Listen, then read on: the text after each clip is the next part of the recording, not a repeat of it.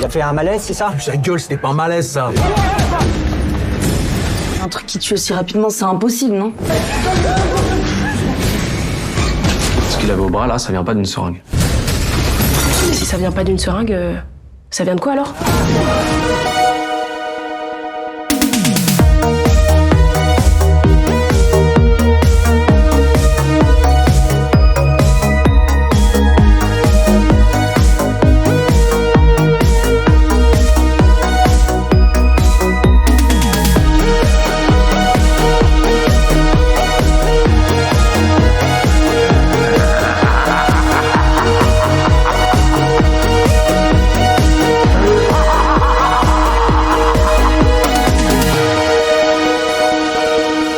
Bonjour à tous et à toutes et bienvenue dans ce nouvel épisode de Jumpscare.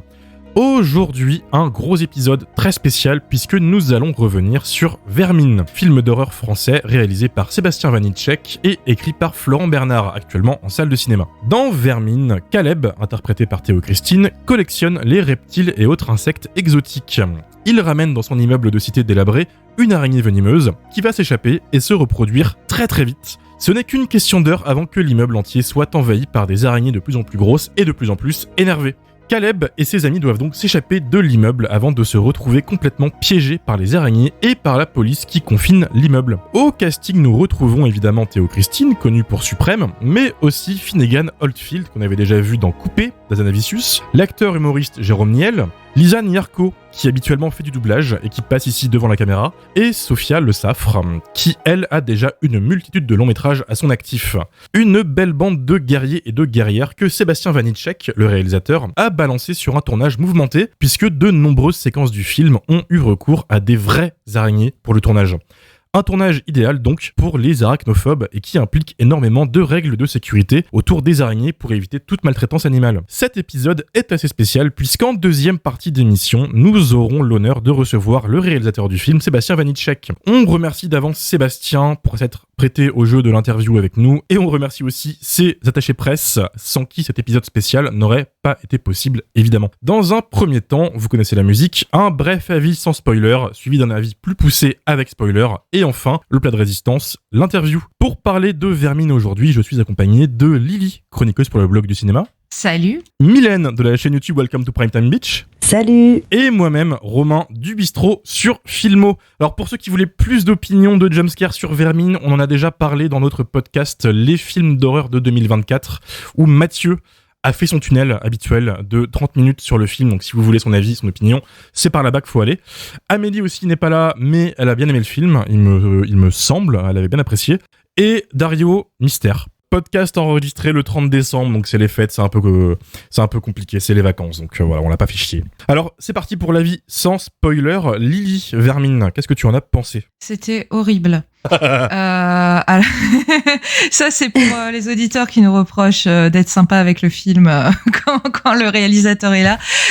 Non, en vrai, oui, j'ai trouvé ça horrible dans le sens où je suis arachnophobe. Oui, évidemment. Voilà. Et non, preuve que le film est super efficace parce que moi je suis arachnophobe, même si avec les années ça va vachement mieux. Par contre, je suis terrifiée par tout ce qui est insectes rampants, cafards, voilà, des trucs comme ça. Et du coup, pour quelqu'un qui craint les insectes et tout, Vermine, c'est un pur film d'horreur. Voilà, et ça fonctionne hyper bien. Et en plus, le film a l'intelligence, c'est pas du spoiler, d'utiliser une variété d'araignées du désert qui ressemble un peu à notre araignée commune. Elle a des pattes toutes fines. Et le réalisateur nous a dit que c'était une vraie volonté dans le sens où il aimait pas les grosses mygales qu'on peut voir par exemple dans Rak Attack, qui en fait sont trop éloignées de nous et de nos cultures.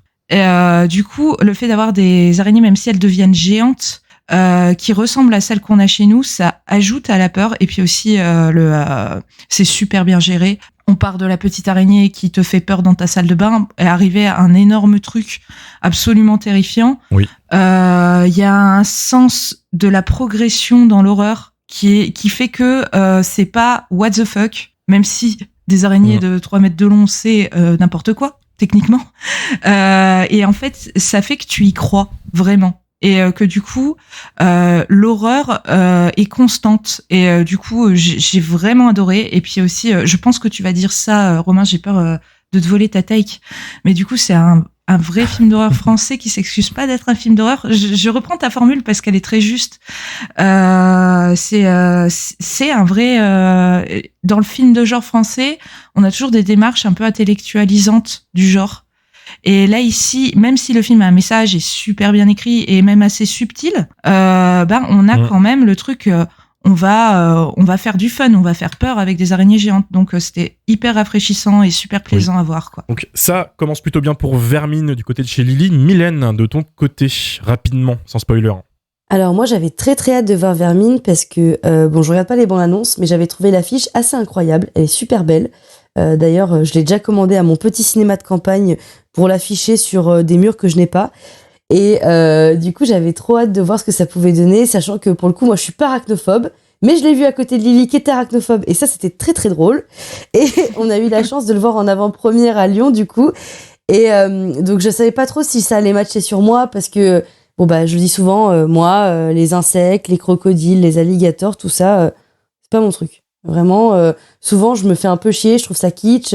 Effectivement, quand je pense à araignée, je pense à Arachnophobia. Je crois que c'était ça, le vieux film. Ouais. Et il y a un truc, par contre, qui me fait peur avec les araignées, c'est quand les araignées sortent des oreilles. Je suis traumatisée par... genre, il y a un bouton et il y a une araignée qui sort du bouton. Ça me fait un effet, genre, je suis là... Ah, mais c'est plutôt mon côté germaphobe, plutôt que vraiment les araignées, moi je les trouve cool. Bon, si elles sont trop grosses, effectivement, c'est pas chouette, mais voilà. Donc j'étais très impatiente et je n'ai pas été déçue. J'ai trouvé le film très cool. J'avais aussi un peu peur parce qu'au début, quand ça a commencé, ça m'a fait beaucoup penser à l'ambiance du film La Tour, qui est sorti, je crois, de mémoire 1 an auparavant. Et en fait, pour le coup, La Tour, je l'ai vu en salle et je dois le dire, je me suis fait chier, littéralement. Parce que faire un huis clos, c'est pas toujours facile. Faire un huis clos rythmé dans un HLM, c'est encore moins facile. Et pour le coup, La Tour échoue totalement là-dedans parce que en fait, il y a plusieurs fois où on se dit c'est la fin et en fait non. Il y a 1001 fins dans le film et finalement c'est beaucoup trop long et en fait on se perd dans ce HLM et ça marche pas. Là où finalement Vermine maîtrise totalement le rythme, maîtrise vachement ses personnages. J'en dirai pas plus pour les personnages parce que j'en reparlerai tout à l'heure. Mais moi, c'est vraiment le point qui m'a plu dans le film. C'est vraiment le travail de la relation entre les persos, le travail d'acteurs et d'actrices. Et je pense qu'au-delà du fait qu'il y ait les araignées, qu'il n'y ait pas un thème qui me tient à cœur, c'est ce qui a fait que le film a marché sur moi. Et aussi un élément auquel je suis très attachée, c'est comme d'habitude la BO. Et ce qui est marrant, c'est que moi, je suis pas du tout... j'écoute du rap, mais c'est pas un genre musical que je chéris, quoi. En plus, j'écoute du rap un peu old school, genre le micro d'argent, quoi. Et, non, t'écoutes Mano. Non, j'écoute Mano, mais j'écoute aussi le micro d'argent. J'adore cet album. Mais j'écoute Mano, bien sûr. Je veux dire, j'assume, j'ai même failli aller le voir en concert. J'assume totalement. Et du coup, vraiment, là, la BO, je trouve qu'elle matche totalement. Elle est hyper bien maîtrisée par rapport justement aux scènes. Et moi, je sais que ce qui marche sur moi par rapport au BO, c'est j'adore quand l'image accompagne super bien la musique. Et c'est ce qui va faire que je vais plus aimer la scène, mais aussi plus aimer la musique.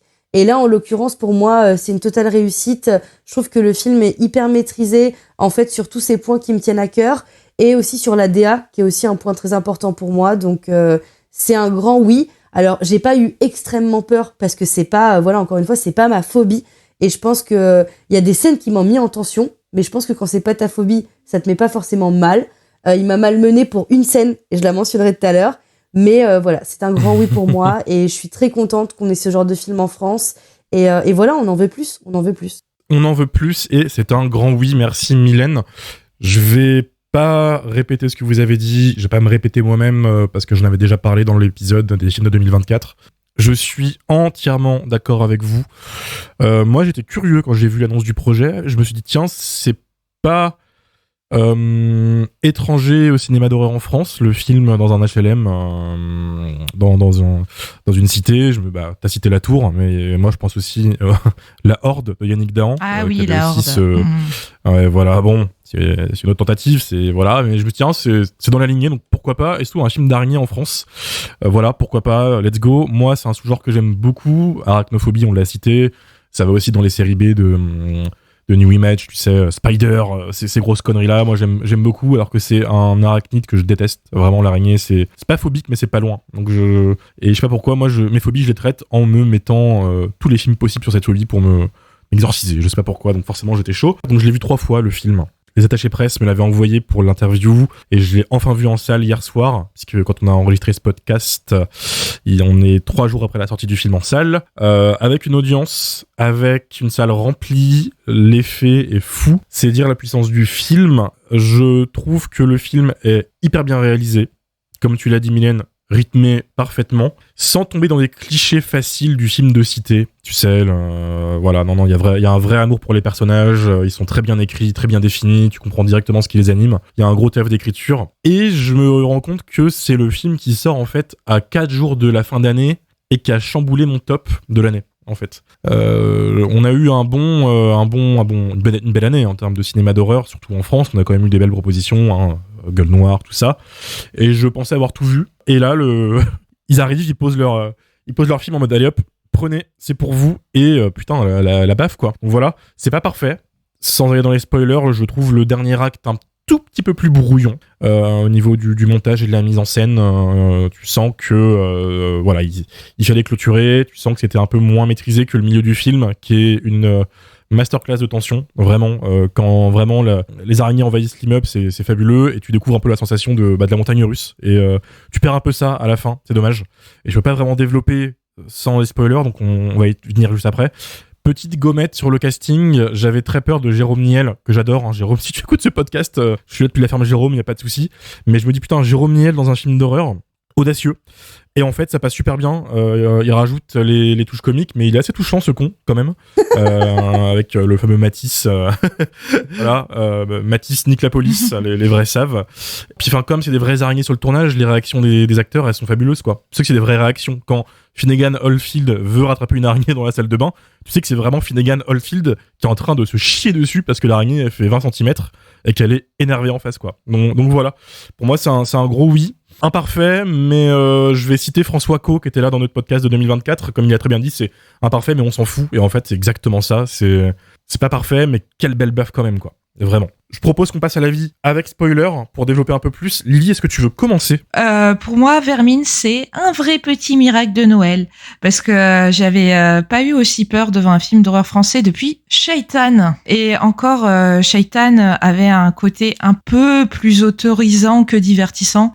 Du coup, Vermine m'a paru comme un réel aboutissement. Dans la mesure où il y a 17 ans dans Shaitan, pour mettre en scène des personnages de banlieue dans un film de genre, on choisissait encore une perspective un peu plus intello. Même si bien sûr, donc les mecs de Courtrajmé, qui est le collectif du réalisateur de Shaitan, donc Kim Chapiron, donc les mecs de Courtrajmé, il y a 17 ans, ils ont quand même contribué à mettre un grand coup de pied dans la fourmilière, et il fallait à ce moment-là mettre un grand coup de pied dans la fourmilière. Parce qu'à mon sens, Shaitan est super important dans le genre français récent.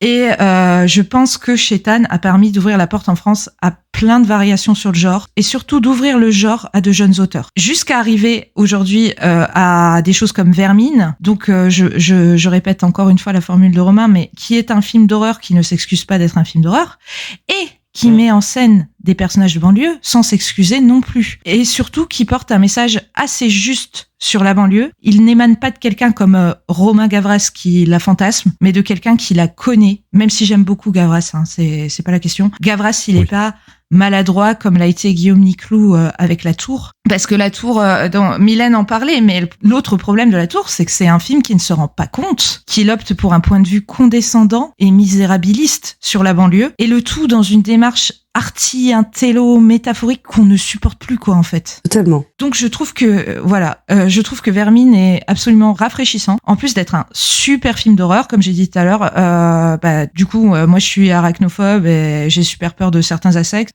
Donc clairement, le film m'a mis super mal, mais j'ai adoré le tour de manège parce que ça capte vraiment la panique de l'arachnophobe à la vue de la petite araignée dans la salle de bain. Moi, la scène de la salle de bain, j'étais en PLS. En sueur. Ah ouais. Voilà, c'est moi dans ma salle de bain qui fait tout pour éviter l'araignée et se barrer en courant, quoi. Mais Et puis, comme je disais tout à l'heure, ça part dans la surenchère, mais c'est assez progressif pour qu'on sente le piège se refermer à la fois autour des personnages et du spectateur. Donc, parce on se retrouve nous aussi du coup dans ce huis clos avec cette peur de l'insecte, j'ai pas envie de dire envahisseur, plutôt de l'indésirable, tu vois, menaçant. Oui. La vermine. Voilà, la vermine, oui. Il est bien trouvé ce titre. Du coup, comme ça joue quand même sur le fait que la majorité des gens aiment pas trop les insectes, tu vois, donc du coup on est enfermé avec eux, avec ce truc qui nous fait un peu peur. Et donc j'ai trouvé ça super intelligent, tant sur le fond que sur la forme, parce qu'il y a une très belle photo d'ailleurs. Voilà, j'ai aucun bémol sur le film, ce qui est assez rare. Même si on sent que c'est un film d'un auteur qui est encore jeune, même s'il a fait plein de courts-métrages avant et qu'on sent qu'il s'est beaucoup exercé sur la technique et que du coup le rendu de Vermine est assez impressionnant pour un premier long. Je crois que c'est son premier long. Je suis plus sûre. C'est le premier long. Ouais. Son premier long métrage. Donc franchement, techniquement, chapeau. Et donc pour moi, c'est une très belle réussite. Ben voilà, très belle réussite. Très belle réussite, ça commence bien du coup, enfin on a capté que tout le monde avait apprécié ici. Ça va être un podcast assez unilatéral puisque les gens se rendent compte qu'on a aimé le film. On va encore dire qu'on est des vendus. Mais bon, on assume, on tient à rappeler que c'est nos avis, qu'on est libre de penser ce que ça, on n'a pas de pression, on n'est pas influencé par l'avenue du cinéaste derrière le film. Mylène, toi avec spoilers, et qu'est-ce que t'en as pensé du film ? Eh ben, comme je disais tout à l'heure, en fait, vraiment, pour moi, le coup de cœur, c'est l'écriture des personnages. Souvent, même si j'ai de l'empathie pour les personnages, je mets un moment à cerner leur personnalité, à rentrer dans le film. Et là, en fait, ce que j'ai beaucoup aimé durant mon premier visionnage de Vermine, c'est que tout de suite, j'ai eu beaucoup d'amour pour le personnage de Caleb, alors que, en fait, on ne savait rien de lui. Et en fait, ce que j'ai bien aimé, c'est qu'il y a vraiment un juste milieu entre la douceur qu'il a envers les gens qui vivent dans son immeuble, envers même la femme de ménage, envers son immeuble, envers du coup ces insectes, et aussi cette incompréhension, ce manque de communication. Ça, c'est un truc, après l'avant-première, on en avait beaucoup parlé du fait que c'était un film sur sur le manque de dialogue, de communication entre les personnages. Et en fait, ce qui m'a frappé quand je l'ai revu une deuxième fois, j'ai compris pourquoi j'avais tant aimé le film. Du coup, c'est que au-delà du fait que ça soit un film qui parle du manque de communication, c'est aussi un film qui fige en fait ces personnages et qui, comme ces insectes, en fait, sont complètement bloqués dans cet immeuble, parce que c'est un huis clos et parce que du coup il y a toutes ces araignées, mais aussi parce qu'en fait ils sont quelque part toujours renvoyés en fait à cette vie en HLM. Le personnage de Finn, par exemple, c'est le seul qui va du coup réussir à s'extraire de cette vie, et finalement en fait il va mourir dans cet immeuble comme le personnage de Jérôme Niel. Mais je trouve que là où c'est très beau, et c'est ce qui m'a beaucoup touchée en termes de traitement des personnages, c'est celui de Claudia, où en fait on a tout ce truc où c'est une mère de substitution pour Caleb, où du coup il éprouve beaucoup d'amour pour elle, et on voit qu'il est à la fois content qu'elle ait une vie ailleurs, mais du coup il veut pas vraiment qu'elle parte, parce que du coup, encore une fois, c'est sa mère de substitution. Et du coup, gros spoiler, mais c'est la partie spoiler, quand ils vont se rendre compte en fait qu'il y a une espèce d'invasion d'araignées et que ça commence à clairement sentir le sapin, le personnage de Jérôme Niel et Caleb vont aller chercher en fait leurs voisins, parce que et ça aussi c'est un point que j'ai aimé, contrairement à La Tour, c'est que dans les films comme justement La Tour ou encore High Rise, on nous crée des mini-sociétés et tout le monde veut se tuer, il y a du cannibalisme, enfin ça devient la fête du slip, et moi c'est un truc qui me saoule. Et en fait, ce que j'ai bien aimé, alors bien sûr on a des persos, dont un qui est très violent et complètement bené, on a envie de lui mettre des coups de pelle, mais globalement en fait ce qu'on voit c'est l'entraide dans cet immeuble, et ça j'ai trouvé ça très très chouette. Et du coup en fait il va vraiment pas vouloir lâcher ses voisins jusqu'à ce qu'on lui dise qu'il ait plus le choix, et justement il retourne chez Claudia, et le personnage de Jérôme Niel arrête pas de lui dire elle n'est plus là, elle est partie, elle n'est pas là, et lui dit non, elle est encore là, elle est encore là. Et je trouve que c'est très beau en fait dans cette scène, on voit vraiment ce manque de lâcher prise de la part du personnage, qui en fait à la fin va enfin lâcher prise devant l'araignée, et du coup va s'en sortir comme ça. Et je trouve que vraiment là, moi j'aime beaucoup les films de coming of age. Alors là c'est pas complètement un coming of age, mais on a quand même tout un parcours autour de ce personnage principal que je trouve très bien écrit, très beau. Et pour moi, c'est vraiment la force du film. Alors bien sûr, il y a des scènes avec les araignées qui sont incroyables, notamment la scène de la douche qui, du coup, en a mis plus d'un en PLS et que je trouve très très bien filmée. Oh là là. Voilà, elle est très très efficace. Et encore une fois, moi, la scène qui m'a mis mal, c'est celle du chien. Parce que comme d'habitude, dès que je vois un animal dans un film d'horreur, je sais que ça pue. Ah ouais, c'était horrible. En plus, je crois qu'au cinéma, Lily, je te l'ai dit, à un moment, je t'ai dit, putain, Lily, ils vont tuer le chien, non, pas le chien. Et bref, ça m'a mis trop mal. En plus, on a beaucoup d'affect, encore une fois. On sent qu'en fait, le réal, il a beaucoup d'amour pour son film et il a beaucoup d'amour pour ses personnages. Et je pense que c'est ça qui fait que nous, on arrive à avoir beaucoup d'amour pour eux et que c'est si bien dosé. Je pense que ça, c'est très important et c'est ce qui fait que, voilà, que j'aime le film. Et si je devais dire un bémol, le petit bémol, mais vraiment, c'est vraiment pour chipoter. À mon sens, alors le film gère très bien le rythme, vraiment, ça matche très bien, mais à mon sens, il y a un moment où justement, cette scène est un peu en trop. C'est justement quand ils refont un aller-retour dans l'immeuble, qui remontent pour redescendre. Je trouve que là, en fait, Oui. au niveau du rythme, c'est un peu too much, et cette scène aurait mérité d'être enlevée. Pour le coup, c'est vraiment le petit bémol. Oui, tu redescends pour remonter, oui, je vois très bien. Voilà, je trouve que ça, c'est vraiment le moment où moi, je me suis dit, pas nécessaire, quoi. Je voulais rebondir sur un truc que Mylène a dit, donc sur l'attachement du personnage de Caleb à la banlieue et à l'immeuble. Ça, ça rejoint ce que je disais un petit peu sur la représentation de la banlieue, qui est hyper fraîche, quoi, parce que en France, beaucoup on veut quitter la banlieue dans le cinéma français. C'est beaucoup de films là-dessus. Tout ce qui brille, par exemple, les deux filles de banlieue du film, elles sont attirées par tout ce qui brille, par Paris, la grande ville. Elles veulent quitter leur banlieue pour s'installer à Paris et réussir à Paris. Et il y a tout un propos dans Vermide, donc sur le personnage de Caleb, qui en fait, lui, ne veut pas sortir de la banlieue.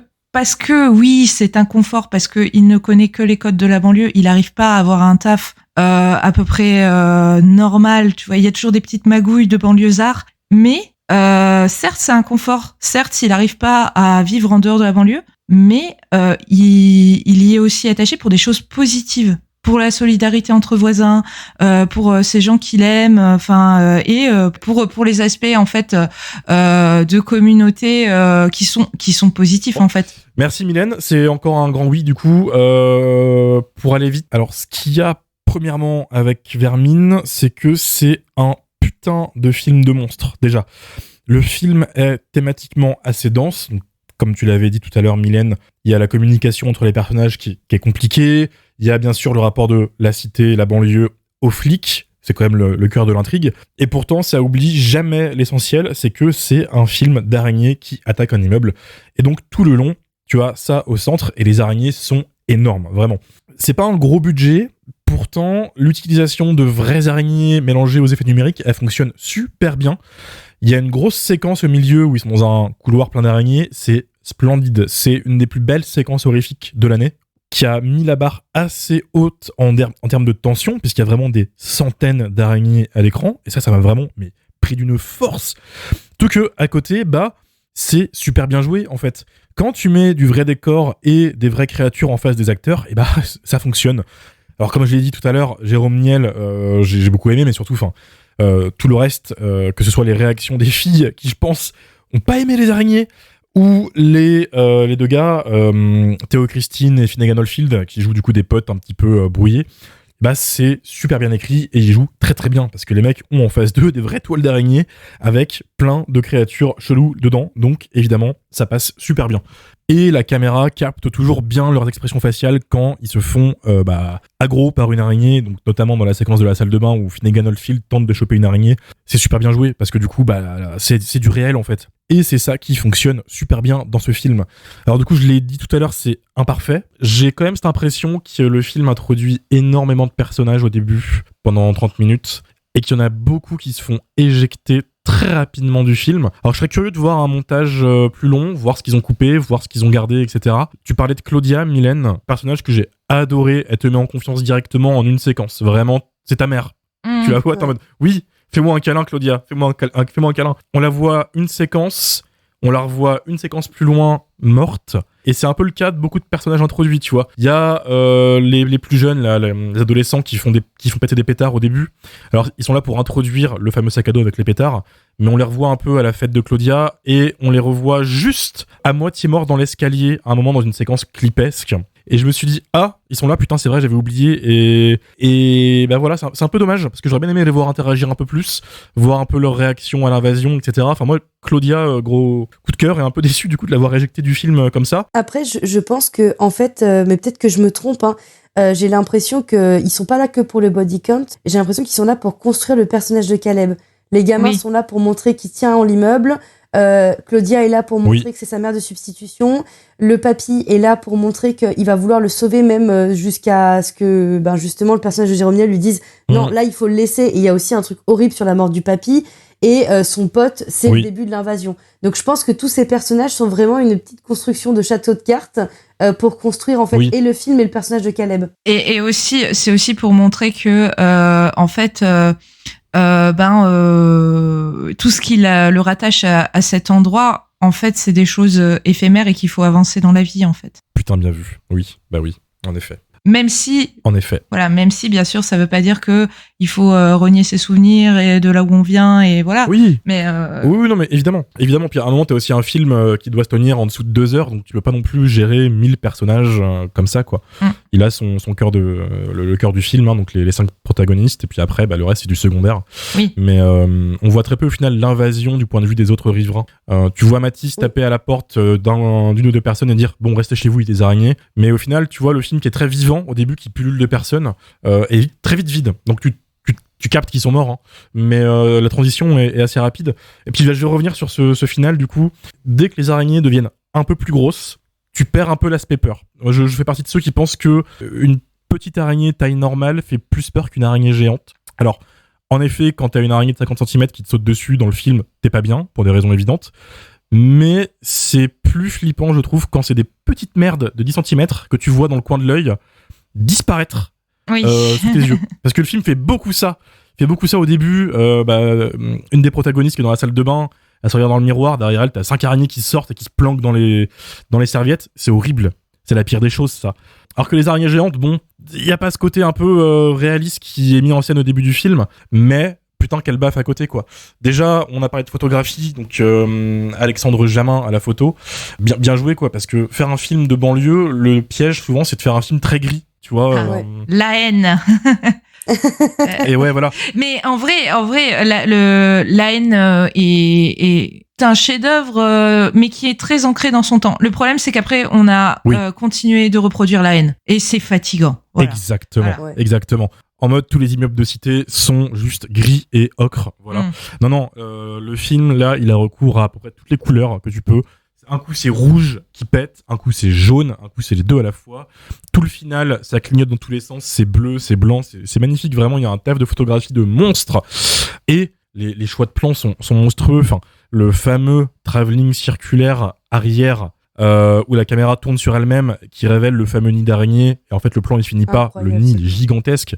Ah ouais. Ça tue de voir ça. Et en fait, vraiment, j'étais en mode, putain, mais oui, mais enfin, tu vois, on montre qu'on en a sous le capot, on joue avec la caméra, on joue avec la lumière, on s'éclate. En fait, je pense qu'ils se sont éclatés malgré les limitations de budget qui se font très peu sentir. À part peut-être à la fin, où tu sens que les flics tirent un peu partout dans tous les sens. Mais sinon, les araignées sont splendides, que ce soit les vraies ou celles en CGI, parce qu'évidemment, on va pas lâcher 5000 araignées dans un immeuble. Mais waouh. Et je peux pas ne pas citer du coup le design sonore qui est monstrueux. Les araignées font un bruit qui est horrible. Mais qui est vrai. Oui. C'est un vrai bruit d'araignée amplifié et tout. Putain, terrifiant. Enfin, moi, j'entends ça, je me chie dessus, quoi. Et le film joue très très bien là-dessus. Rajoute la musique qui est folle. Alors, faut aimer le rap, hein. Faut aimer le gros rap qui balance. Mais quand t'aimes bien ça, c'est le feu. Et à côté, t'as la soundtrack classique composée pour le film par Double Danger, donc qui est un duo, qui est très bonne aussi. En fait, le puzzle est bien assemblé et tout fonctionne. C'est ça qui m'a surpris. Alors qu'en fait, c'est vraiment un château de cartes qui aurait pu très vite tomber. Mais je pense que ça joue aussi sur le fait, ce que nous disait le réal en interview, c'est que tout est très calculé sur la DA, c'est très... tout est calibré, en fait, et ça se ressent. je trouve qu'il y a vraiment un package total où rien n'est laissé au hasard, Oui. qui fait que c'est appréciable en fait. Vraiment, que ça passe de l'affiche à la BO, à la photographie, au personnage. Tout est calibré. Bien sûr, il y a des loupés, c'est un premier long, voilà, c'est pas parfait. Et d'un côté, c'est tant mieux, j'ai envie de dire, parce que faire un premier film qui est parfait, c'est chiant. Et je pense qu'en vrai, un film parfait, c'est chiant. Bon, sauf quand t'es Scream. Mais en vrai, voilà, c'est une très belle réussite. Et oui, j'ai réussi à le placer. C'est bon, j'ai réussi à le placer, je suis fière. Elle l'a placé. Mais t'as raison. Enfin voilà, pour moi, énorme taf qui paye, que ce soit sur la qualité du film ou d'ailleurs au box-office, puisque là, le film est sorti mercredi et c'est le meilleur démarrage pour un film d'horreur français en salle depuis 20 ans. Donc ça montre que voilà, quand même, ça paye et ça fait plaisir. Allez le voir, ça vaut le coup. Si vous êtes arachnophobe, vous allez passer un moment très désagréable. Mais pour le coup, est-ce qu'on n'est pas là un peu pour ça Oui. T'es face à un film d'horreur, t'es censé te faire peur, donc ça fonctionne. Donc voilà. Je sais que ce temps-ci, ça saoule un peu ce discours partout sur les réseaux. Faut soutenir le cinéma de genre en France et tout, mais allez le voir parce que là, ça vaut vraiment votre temps, votre argent et votre soutien. Franchement, emmenez vos grands-parents et emmenez votre petite cousine qui a peur des araignées. Oui, je fais un big up à ma cousine. Emmenez-la au cinéma voir ça. Elle sera bien. Oui, emmenez vos potes arachnophobes, c'est une super idée. Enfin bref, je vous propose qu'on s'arrête là pour la partie review. On va passer à la partie interview et on va accueillir tout de suite Sébastien Vanitschek. Comment ça va, Sébastien ? Ça va très bien et vous ? Ça va super bien, merci d'être avec nous. On est juste avant Noël, c'est une interview qu'on a eu galéré à avoir, mais on est très heureux d'être avec toi aujourd'hui. On est aussi en présence de Mylène et Mathieu, qui sont parmi nous aussi aujourd'hui. Salut. Hello. Pour commencer, beaucoup de gens, je pense, connaissent au moins ton nom maintenant, parce que ceux qui vont écouter l'épisode ont vu le film, mais par politesse, est-ce que tu peux te présenter un petit peu et dire un peu ce que tu as fait avant Vermine ? Donc réalisateur et auteur avec Florent Bernard de Vermine. Et avant, qu'est-ce que j'ai fait ? 1 milliard de courts-métrages. Voilà. Et comment j'en suis arrivé là, quoi. Écoute, et alors, comment est-ce que Vermine est né ? C'est quoi les origines du projet ? Bah, en fait, pour pas te mentir, c'est vrai que la première envie que j'ai, moi, c'est avant tout de faire un court-métrage avec Vermine. C'est-à-dire que j'étais dans ma phase, c'est bon, je bosse à côté, j'ai mon taf alimentaire, mais je fais des films parce que j'aime trop ça. Et j'en fais de plus en plus et j'essaie d'être de plus ambitieux. Et mes potes qui sont, ma team qui fait du cinéma, devient un peu plus importante, il commence à faire, il faisait des pubs, il bossait beaucoup plus que moi, qui n'était pas du tout dans le métier, quoi. Donc du coup, on se professionnalisait entre guillemets, et je leur propose donc court-métrage sur court-métrage de plus en plus ambitieux, et c'est vrai que j'ai l'idée d'enfermer bande dans un bat avec des araignées, sans vraiment de fil conducteur, juste un court-métrage ultra intense de 10 minutes, voilà, qui est en grosse ligne droite. Et après, petit à petit, c'est vrai que je commence à me dire, putain, la promesse de divertissement, elle est trop cool. C'est vraiment quelque chose qui va être, qui est puissant. J'ai envie de très bien le faire. J'ai envie vraiment que les gens ils frissonnent. J'ai envie de faire rire un petit peu. J'ai envie de mettre beaucoup de sensations. Et je commence à me dire, putain, c'est vrai que c'est un film que j'aimerais trop voir en salle, moi, en tant que spectateur. Et du coup, je développe un peu le pitch. Je me dis, bon, vas-y, écris quand même quelques pages, on ne sait jamais. J'écris 5 pages sur un bloc-notes, je fais quelques dessins comme je fais d'habitude. Et hasard du calendrier, je retrouve Harry Torchman, qui m'avait donné un prix en 2013 pour un film fait au téléphone portable, qui me dit bon, j'ai vu tes derniers courts-métrages. En fait, je pense que tu as fait tes armes dans le court-métrage, tu as dit ce que tu avais à dire. Qu'est-ce que tu aurais envie de faire sur un format plus long ? Donc, je lui pitch Vermine. Donc, lui, il kiffe le pitch, mais il me dit mais de quoi ça parle ? Qu'est-ce qu'il y a au-delà de juste la promesse de divertissement ? Donc après, on commence à parler du délit de sale gueule, on commence à parler de xénophobie. Enfin, il n'y a pas de secret, c'est un film de monstre. Donc voilà, on va pas complètement révolutionner le truc, mais l'idée est plutôt de dépoussiérer. Donc je raconte tout ça et puis il me dit c'est hyper intéressant. Et puis après, voilà, j'imagine que ça fera partie de tes questions, mais voilà, on est allé voir Netflix et compagnie, et puis c'est Netflix qui nous a dit on pense que c'est un film de cinéma. Et c'est grâce à eux que Vermine sort en salle au final, quoi. Ok. Gros pas en avant d'ailleurs pour Netflix, qui fait rarement ça.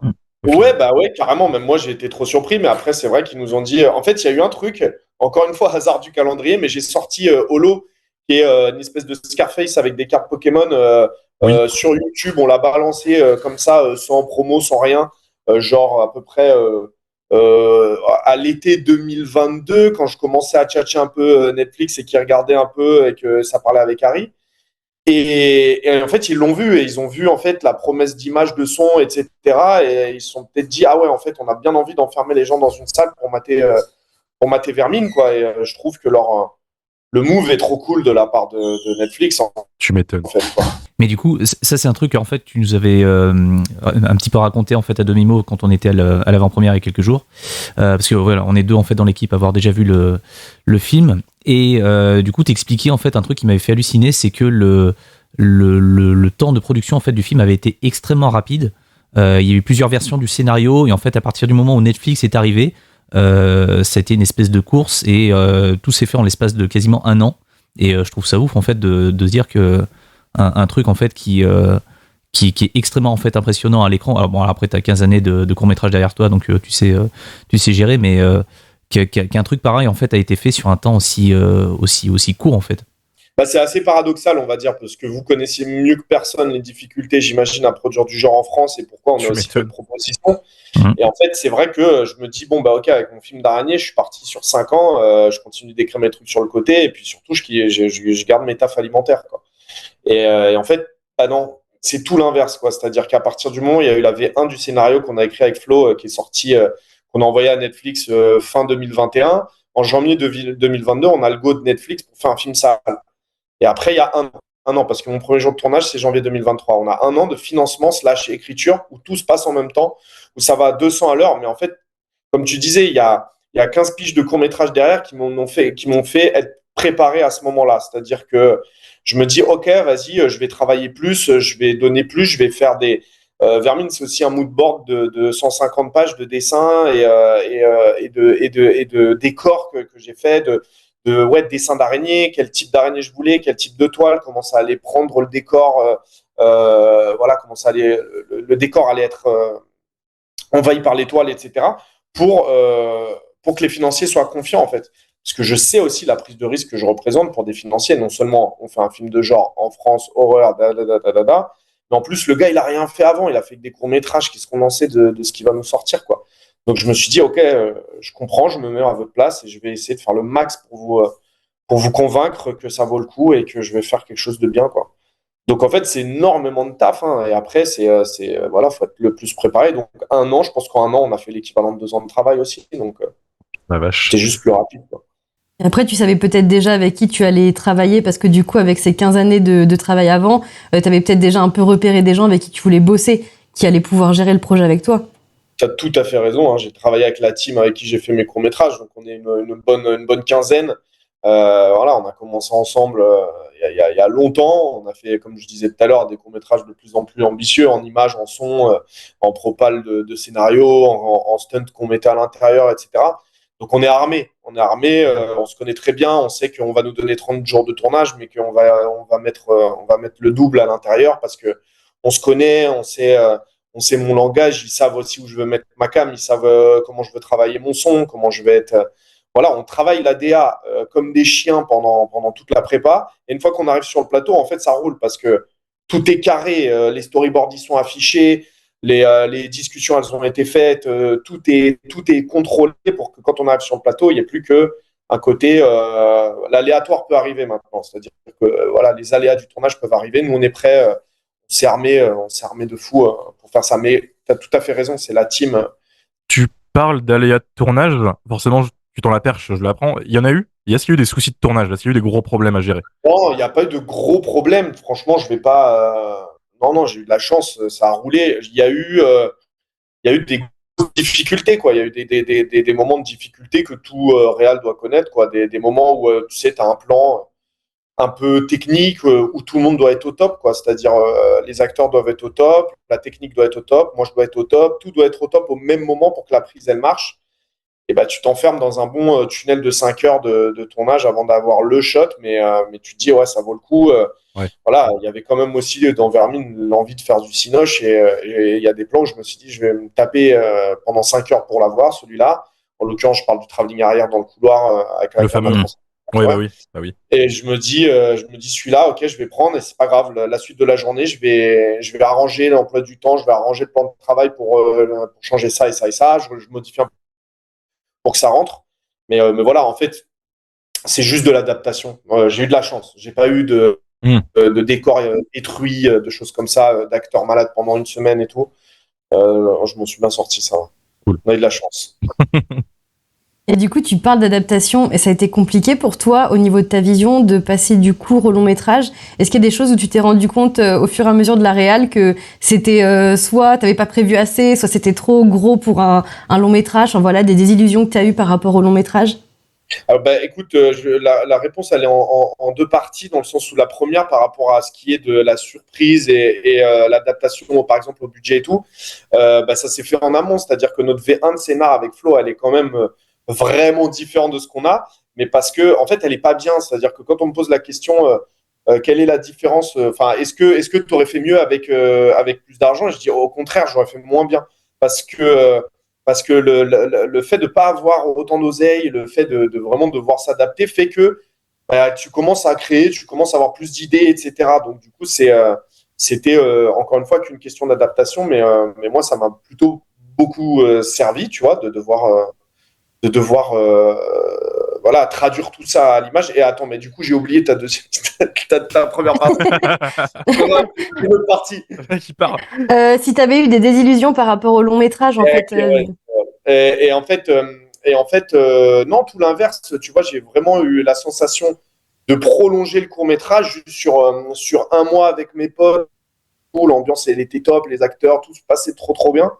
Et j'ai juste découvert, j'avoue, le travail des personnages. C'est-à-dire que quand tu amènes des personnages sur 1h30 de film, c'est pas la même. Et du coup, vraiment, l'importance du travail de script qui a été Maëlys, qui a été très proche de moi et tout. Moi, je connaissais pas ce travail, script.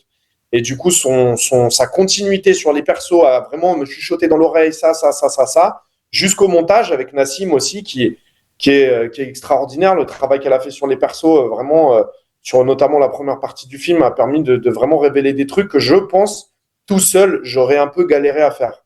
Donc, c'était surtout ça. J'avoue, les persos, ça a été mon gros reveal quand je suis passé au long. Mais du coup, est-ce que moi notamment, ce qui m'a beaucoup plu dans le film, c'est que je trouve que le perso de Caleb, en fait, au bout de quelques minutes, en fait, on a beaucoup d'empathie pour lui. On arrive très vite à cerner son deuil, à cerner le fait qu'il ait beaucoup de mal à laisser partir les gens, en fait, laisser partir les gens de l'immeuble et tout. Comment tu l'as écrit? Est-ce qu'il y a eu aussi de l'impro de la part de l'acteur? Comment ça s'est travaillé en fait autour de son perso? En tout cas, je trouve que c'est l'un des persos les plus forts et c'est ce qui fait la force du film pour moi. Trop cool. Heureusement, c'est le principal. Donc, il y a le talent de Théo qui est vraiment une rencontre extraordinaire. Vraiment, c'est l'envie de travailler ensemble, elle a été automatique. L'énergie, on a la même. Les envies de cinéma, on a les mêmes. C'est un mec qui incarne, qui est carnassier. Il avait ce truc physique dont j'avais besoin aussi pour juste à l'image transmettre quelque chose. Et après, moi, il y a eu beaucoup de discussions dans le scénario. Il avait ses subtilités, mais qui étaient vraiment juste à l'écrit. Quand c'est des mots posés noir sur blanc, c'est pas la même chose. Et quand on commence à en discuter avec Théo, Théo n'est pas forcément de banlieue comme moi, donc il n'a pas les mêmes codes, mais je commence à lui dire, écoute, le personnage, c'est pas le cliché du banlieusard, etc. Le personnage, c'est surtout un orphelin, c'est surtout quelqu'un qui se réfugie dans ce qu'il connaît, qui a besoin de tenir les choses enfermées dans des boîtes pour avoir la sensation de les contenir. Il veut surtout pas... il a été traumatisé par la vie, il a surtout pas envie que d'autres choses négatives lui arrivent, mais en fermant sa porte aux choses négatives, il choses positives, il ferme sa porte à sa sœur, à tout son entourage, il est en guerre contre le monde extérieur. Mais quand on est dans son intimité, on voit un orphelin perdu, blessé, tu vois, on doit avoir de l'empathie comme un petit oiseau qui arrive plus à s'envoler, un truc vraiment qui doit être ultra touchant. Et ça, c'est pas écrit. C'est-à-dire que quand il rentre dans sa chambre et qu'il sort l'araignée et qu'il lui cherche une place dans les vivariums et il trouve pas, c'est écrit comme ça, en fait. C'est écrit, voilà, il trouve pas, il machin, il échange. Et il y a marqué, par exemple, il échange des mots doux avec l'araignée, tu vois. Et ensuite, je prends ma cam et je le lâche dans la chambre et je lui dis, bon, maintenant, tu sors l'araignée, tu cherches une place, tu trouves pas, tu vas vers la boîte à chaussures. Fin. Et moi, je vais faire 3 axes. Et lui, il sort son improvisation, de commencer à gaulerie avec les bestioles, de commencer à leur donner une voix et machin. Et on fait plusieurs prises, et il lance, il propose. Et après, c'est du plaisir à monter. Encore une fois, le talent de Nassim d'aller prendre le bon moment, etc. Et c'est ce qui lui donne ce petit côté touchant qui peut contraster avec tu sais, les moments où il est un peu plus dur, un peu plus en guerre. Et je suis content que tu le ressentes parce que c'était une vraie. On avait un petit peu peur, voilà, d'avoir un protagoniste qui paraisse antipathique parce qu'il râle contre tout le monde. Si on arrive à comprendre pourquoi il râle, je suis content. Et surtout, c'est assez rapide et c'est vrai que voilà, encore une fois, c'est très réussi. Et c'est vrai que du coup, j'ai vu ton film 2 fois. Et au deuxième visionnage, il m'a encore plus touchée. Et ce que je trouve très fort, c'est encore une fois, voilà, comme tu l'as dit, ce besoin de mettre les choses dans des boîtes. Mais même ses voisins, en fait, il aime ses voisins comme il aime du coup son araignée. En fait, il y a ce côté-là où il veut les garder auprès de lui. Et il y a ce côté très énervé, mais avec beaucoup d'amour. Et encore une fois, voilà, c'est très bien dosé et c'est très réussi.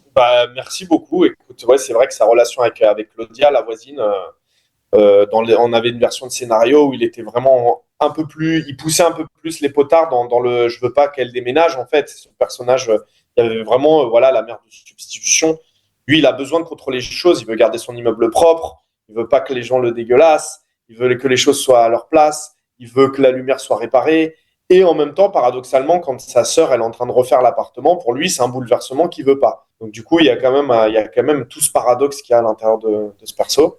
Je suis ravi que ça marche, en tout cas. Merci beaucoup. Il y a d'autres stars dans le film, faut qu'on en parle, à un moment, c'est les araignées quand même. J'ai cru comprendre que vous avez filmé avec des vraies araignées.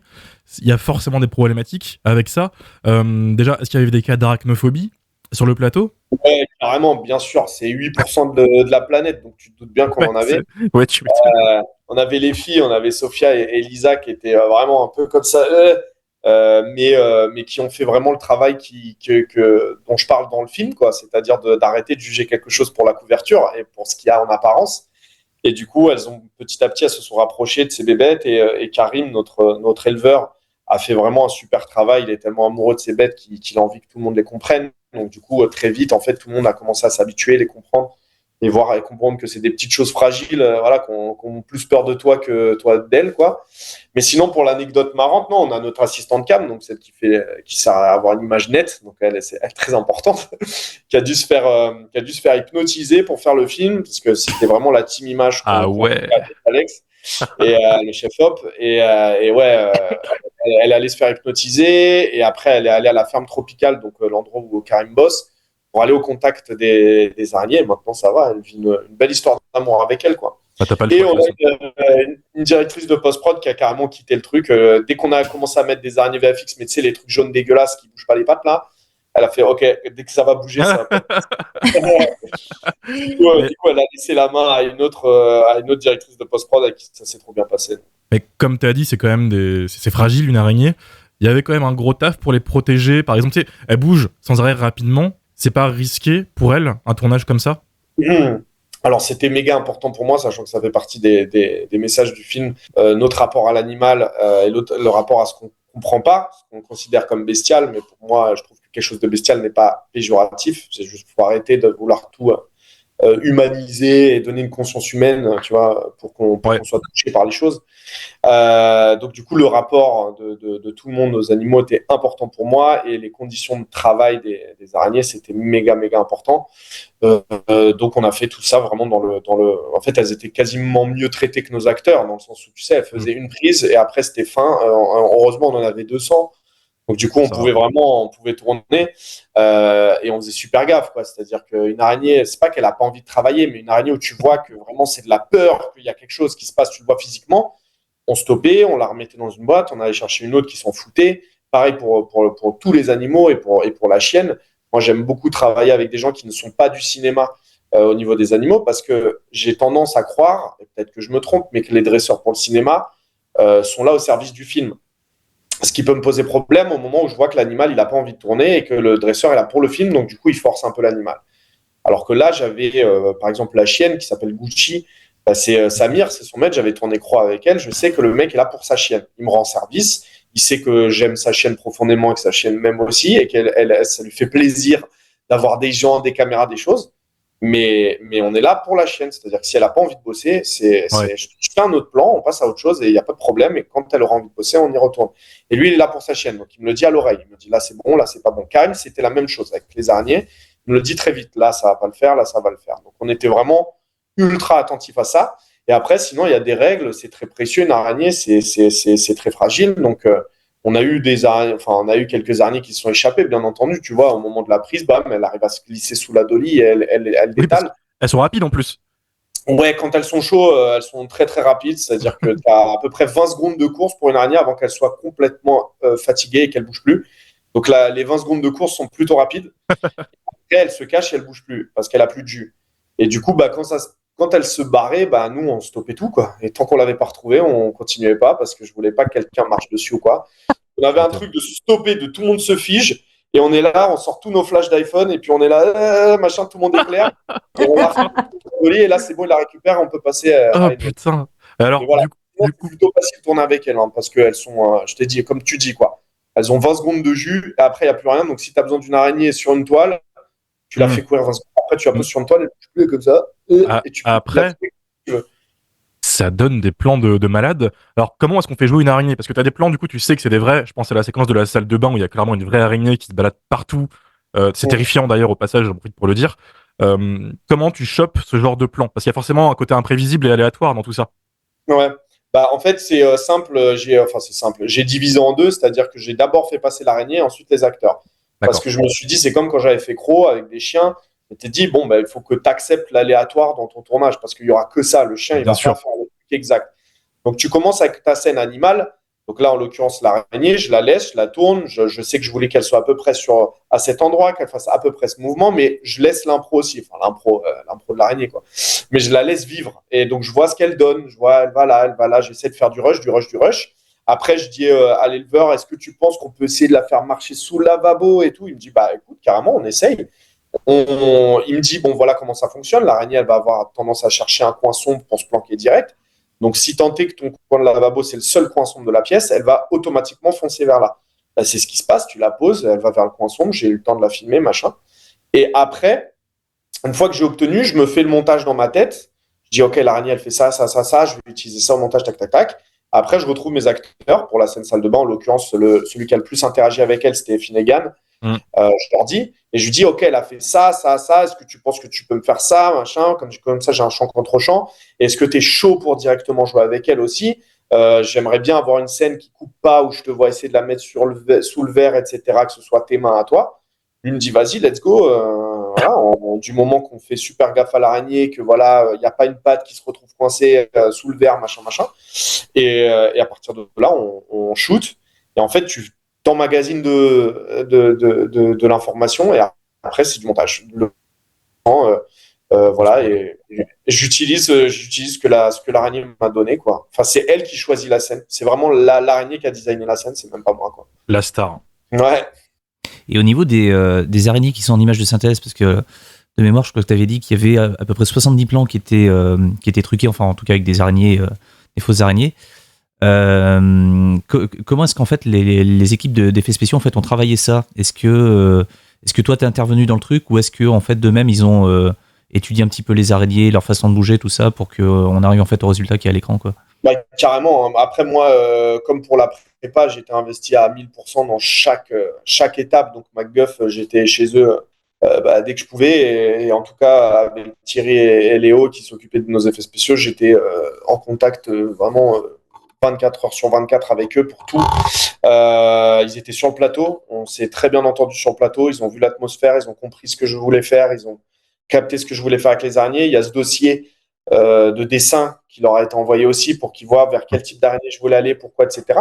Et une fois qu'on a casté notre araignée, l'Heteropoda maxima, qu'on sait que c'est celle-là, que voilà, c'est ce modèle-là, et ben en fait, ils ont scanné une Heteropoda, quoi. Et donc, du coup, tu scannes l'araignée, tu as ton modèle 3D, et après, tu fais tes petites modifs pour la rendre vraiment ultra réaliste, etc. Et sinon, j'ai beaucoup filmé des vrais, donc du coup, on pouvait aussi faire de l'intégration de vrais, juste voilà, en la plaçant et en la relightant un tout petit peu. Et après, encore une fois, voilà, je voulais, si je peux faire un big up à MacGuff, ils ont aussi fait le double du travail qu'ils auraient dû faire normalement, quoi. C'est-à-dire que vraiment, avec l'enveloppe qu'on avait, le temps qu'on avait, j'aurais dû avoir moitié moins. Mais il y avait une telle envie et une telle faim de faire un film comme ça pour eux qui sont des fans de ce genre de film, qu'ils ont tout donné. Donc, du coup, j'ai 70 plans, certes, mais mais ils sont au cordeau, quoi. Les mecs, ils se sont donnés à 1000%. Et même des fois, je me suis dit, putain, tu vois, celle-là, je l'ai mise dans l'ombre. Quand je vois le niveau de détail que vous avez, je me dis, j'aurais dû la mettre plein light et tout. Et en fait, bon, c'est ce qui marche aussi, de les foutre dans la pénombre et tout. Mais voilà, ils ont bossé comme des fous sur ce film-là. Donc, c'est ma vraie araignée plus le travail de MacGuff égale ce que j'arrive à obtenir, quoi. En tout cas, c'est un des gros points forts du film, parce que vraiment, dans le cinéma de genre français, de temps en temps, quand il y a des grosses scènes en images de synthèse ou quoi, c'est pas tout le temps réussi en fait à 100%, même si plus les années passent et plus on atteint un niveau qui est vraiment, vraiment cool. Et là, putain, à aucun moment, en fait, le film, il pourrait être pris en défaut par rapport à ça. Enfin, c'est impeccable, quoi. Tellement. Cool, bah, j'espère qu'ils entendront ça. En tout cas, je leur enverrai le podcast, c'est sûr. Mais que quand tu vois, et puis c'est même pas eux qui se font une marge de fou, hein, c'est cher, quoi. Tout ce qu'il y a. Pour avoir une araignée, à un moment, je leur ai dit, vas-y, dis-moi de A à Z ce qui va se passer pour que j'obtienne mon image. Et quand il me dit, il y a 50 personnes sur le plan, tu te dis, oh, putain, j'avoue, c'est chaud. C'est très, très chaud. Les mecs, ils étaient 50 en été dans une cave, sur 10 000 ordinateurs différents. Les ordi, il faut les faire tourner, machin. Tu te dis, putain, c'est quand même énorme. C'est un gros taf, ouais, clairement. Ouais. Tu m'étonnes qu'il y en ait qui partent en dépression chez Marvel et tout. Eux, c'est un niveau indécent après, je pense. Ouais. La magie, c'est complet, quoi. C'est ça. Ouais. Oui, du coup, j'imagine que t'es pas arachnophobe. Mais par contre, quelle est ta phobie à toi? Moi, des phobies, c'est-à-dire de vraiment, genre, c'est pas possible. Je crois pas en avoir. On va dire que moi, un des trucs qui me fait peur, c'est, en règle générale, c'est ce que je comprends pas. Donc, tout ce qui me dépasse. Donc, par exemple, la notion de temps, tu vois, à l'échelle humaine, je le capte, mais quand d'un coup, tu dézoomes et que tu réfléchis au temps, voilà, l'espace-temps, tu sais, moi, je peux me faire une angoisse, hein, je peux partir. Ouais, parce que je me dis, putain, mais ça va dans quelle direction, pourquoi, comment, je comprends pas. Voilà. Ça, c'est des trucs, je préfère vraiment me le zapper complet et attendre de mûrir pour pouvoir l'accepter en bon vieil être humain, de me dire, écoute, on est peu de choses. Voilà. Donc pas forcément de l'horreur, plutôt des concepts, quoi. Ouais, non, l'horreur pas trop. J'ai été traumatisé quand j'ai été petit par The Grudge, qui est le premier film que je suis allé voir. Et j'ai une longue période, les cheveux de japonaise, où ça pouvait me terrifier. Ouais. Ouais, ils aiment bien ça, ouais. Et après, c'est devenu plutôt de la fascination pour ce truc-là, dans la baignoire et tout. Ça a brillé, quoi. C'est vrai que c'était impressionnant. Et si jamais t'étais pas parti sur un film d'araignée, t'aurais voulu faire quoi comme thématique? Et ben en fait, pour rien vous cacher, moi, l'horreur, c'est un truc, j'aime, tu vois, mais je suis pas un hardcore fan. C'est-à-dire que, genre, j'ai des films, je vois le poster de Silent Hill derrière toi. Moi, Silent Hill, je kiffe trop, tu vois. J'aime les monstres, j'aime ça, j'aime le design, mais j'ai pas le truc d'avoir vu comme Flo, mon co-auteur, il me parlait de références à la Cronenberg et machin. J'ai pas tout vu. Je manque cruellement de culture cinéma. Et donc, c'est pour ça qu'on a parlé de films un peu plus larges pour moi, qui étaient Alien, qui étaient Green Room et tout ça. Ouais. Et bien sûr, Les Dents de la Mer, parce qu'on va pas se mytho en termes de films de monstres. C'est le classique. C'est un peu le mentor de ça. Donc, j'aurais été, et je le suis sur mes prochains projets, hein, je suis vachement sur le survival, moi. Tu vois, je suis vachement sur la notion de survie. J'aime trop m'approcher des persos et d'avoir des trucs tout à fait normaux, une vie tout à fait banale, normale. Et il va se passer quelque chose de extraordinaire. Et là, tout va être bouleversé pour eux. Ils vont devoir se taper pour leur famille, leurs amis, leur vie. Et là, ça va être intéressant pour ce que ça raconte sur l'être humain. Et du coup, c'est plutôt cette menace extraordinaire à laquelle je m'intéresse. Ça peut être un monstre, mais ça peut être une catastrophe, ça peut être un serial killer, j'en sais rien. Et en l'occurrence, c'est ça qui ramène du genre. C'est ça pour moi qui va faire, ah ok, tu passes la barre et d'un coup, tu deviens un truc un peu... L'action du film se passe aux arènes de Picasso à Noisy-le-Grand, décor très cinématographique évidemment puisque ça a déjà été utilisé dans une multitude de clips et de films. Comment est-ce que tu as abordé l'action autour de ce décor? Est-ce que c'est un décor que tu as construit dans l'intrigue directement au début du projet ou est-ce qu'il est venu plus tard se greffer au film? Et est-ce qu'il y a eu du studio quand même un petit peu dans le film? Ouais, on a eu du studio. Quand la question a été d'entoiler tous les endroits. On s'est dit, ça va être plus simple de pouvoir agrafer des trucs sur du bois d'avoir du vrai béton, quoi. Alors c'est marrant parce que bon, donc moi j'ai grandi à Noisy, donc les camemberts c'est des battes que je connais depuis tout petit. C'est vraiment les endroits dans lesquels j'ai fait un peu tout. Et je les ai utilisés dans des courts-métrages, etc., etc. Et pourtant, quand j'ai écrit Vermine, il y avait tellement ce truc de huis clos que j'étais à l'intérieur. Je me disais, OK, bon, il faudra trouver un couloir, un truc, un machin. Et j'étais à fond là-dedans.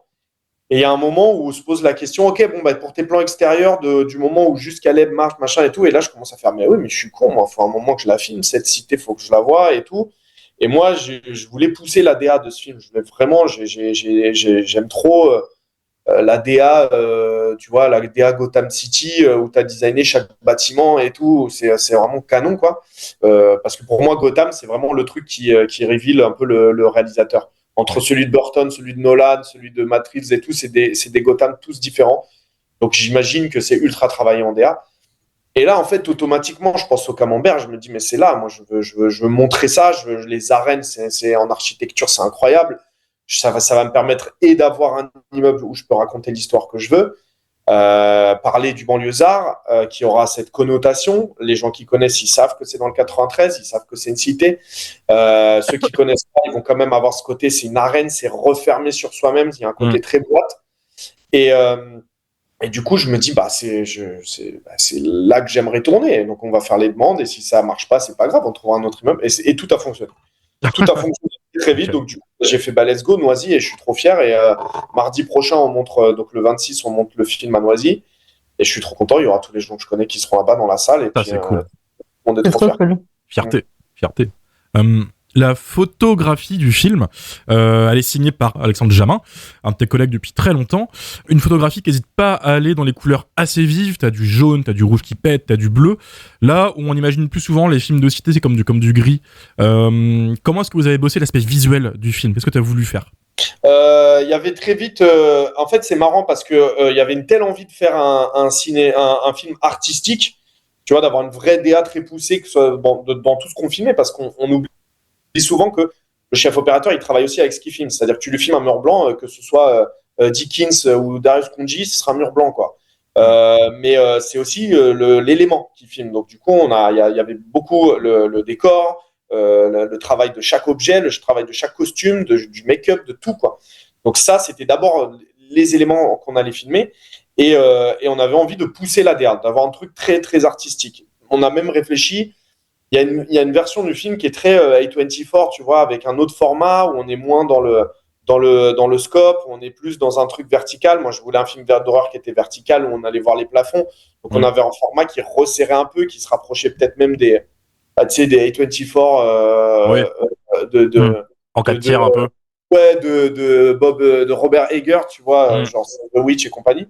Et bon, après, on s'est remis dans la tête, non, on fait un film de divertissement, on veut taper grand public, on veut quand même faire rire, on veut machin, il faut qu'on ramène les gens en salle. Donc, du coup, on se remet dans un autre mood, mais on garde nos optiques radiance, tu vois, qui te font un espèce de côté un peu glow, qui fait que l'image, la lumière dégouline un peu, et du coup, on a cette espèce de voile un peu devant l'image qui me permet d'intégrer les effets spéciaux aussi de manière beaucoup plus réaliste.